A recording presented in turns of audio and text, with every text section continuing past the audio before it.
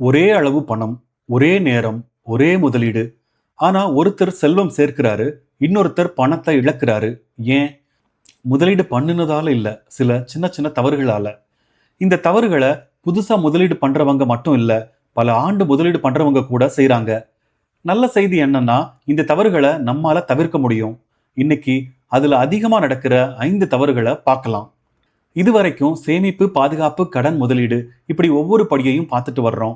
கடந்த வீடியோல தங்கத்தை நகையா வாங்கலாமா, டிஜிட்டல் கோல்டா, கோல்டு பாண்டான்னு பார்த்தோம். இன்னைக்கு முதலீடு பண்றப்ப நம்மையே பின்னாடி இழுக்கிற சில தவறுகளை பத்தி பார்க்க போறோம். வணக்கம், இது பணமும் பாதையும். பணத்தை பத்தி பெரிய பெரிய சொற்கள் இல்லாம நம்ம அன்றாட வாழ்க்கையோட தொடர்பு படுத்தி பேசுற ஒரு பயணம். வாங்க தொடர்ந்து பேசுவோம். நம்ம மதன் முதலீடு பண்ணணும்னு முடிவு பண்ணாரு. ஒரு நண்பர் சொன்னதை கேட்டு ஒரு பங்குல பணத்தை போட்டாரு. ஆனா 6 மாசத்துக்குள்ள பணத்தை இழந்துட்டாரு. ஏன்? அவருக்கு லக் இல்லைன்னு இல்ல, வேகமா சிந்திக்காம திட்டமில்லாம முதலீடு பண்ணதுதான் காரணம். உண்மையில இந்த கதை மதனுக்கு மட்டும் இல்ல, நிறைய பேரோட கதையும் இதுதான். மதன் செய்த தவறுகளை பார்த்தா நமக்கு ஒரு பயம் இருக்கு. அதே தவிர நாம செய்யாம இருக்கலாம். இப்போ ஒண்ணு ஒண்ணா அந்த 5 தவறுகளையும் பார்க்கலாம். முதல்ல, இலக்கு இல்லாம முதலீடு பண்றது. பணம் இருந்துச்சு, அதனால முதலீடு பண்ணிட்டேன். இது சரியான வழி இல்ல. வீடு வாங்கணுமா, பிள்ளைகளோட படிப்புக்கா, பணி ஓய்வு காலத்துக்கா, எதுக்காக முதலீடு பண்றோம்னு முதல்ல தெரிஞ்சிருக்கணும். இலக்கு தெரிஞ்சிருந்தா அதுக்கு ஏத்த வழியையும் தேர்ந்தெடுக்க முடியும்.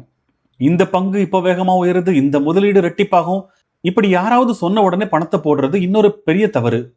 விரைவா வர்ற ஆதாயம் விரைவாவே மறையலாம். ஆனா பொறுமையா நீண்ட கால முதலீடு பண்றவங்க தான் அதிகமா பயன்பெறுறாங்க. அதனால வதந்திய நம்பி இல்ல, திட்டத்தை நம்பி முதலீடு பண்ணுங்க. இன்னொரு தவறு, மொத்த பணத்தையும் ஒரே இடத்துல போடுறது. ஒரே கூடையில எல்லா முட்டையையும் வைக்க கூடாதுன்னு கேள்விப்பட்டிருப்பீங்க. முதலீட்டுக்கும் அதேதான். ஒரே முதலீடு கீழே வந்தா மொத்த பணமும் பாதிக்கப்படும். அதனால பணத்தை வெவ்வேறு முதலீடுகள்ல பகுத்து வைக்கிறது தான் பாதுகாப்பான வழி. சந்தை எப்போதும் ஒரே மாதிரி இருக்காது.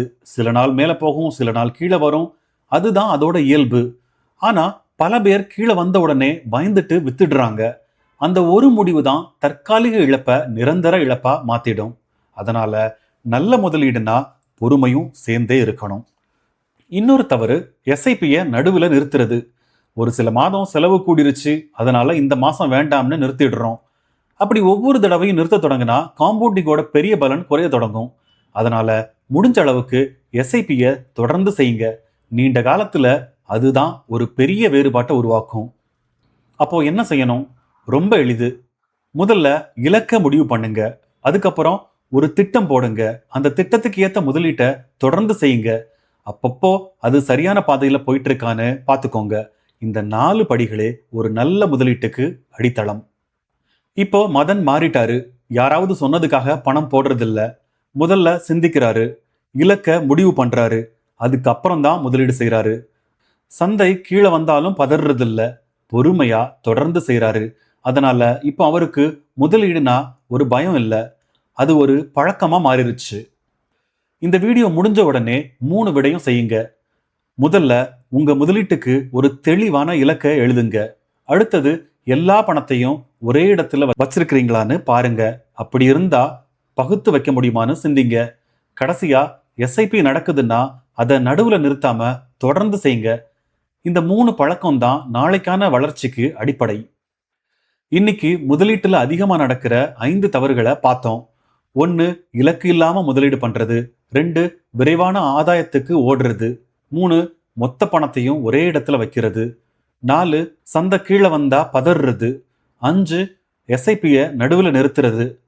இந்த 5 தவறையும் தவிர்த்தா முதலீட்டு பயணம் இன்னும் எளிதாகும். சேமிக்கணும்னு எல்லாருக்கும் ஆசை இருக்கும். ஆனா எதுக்காக சேமிக்கிறோம்? எவ்வளவு சேமிக்கணும்? எப்போ தேவைப்படும்? இதுக்கெல்லாம் ஒரு திட்டம் இருக்கா?